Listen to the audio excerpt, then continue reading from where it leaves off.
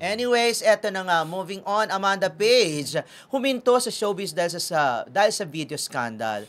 Ibinunyag ni Amanda na matinding dagok sa kanyang karera ang di umano'y pagkakasangkot niya sa video scandal. Ito umano ang dahilan ng kanyang pag-quit noon sa showbiz sa kasagsagan ng kasikatan niya. Parang wala ko natandaan. Meron ka ba natandaan? Pero parang hindi na yun nung kasikatan, hindi na yun nung time na very active siya.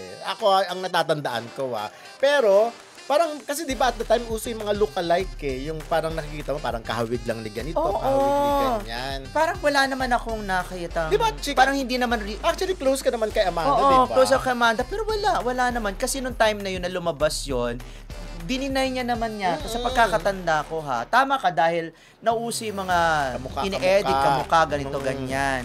Di ba pati nga si Catriona Gray, di ba? Pero hindi sa kanya nung kasikatan niya. Pero ang alam ko talaga, hindi naman yun ang reason ng pag-alis niya noon Parang bigla na lang siyang nawala.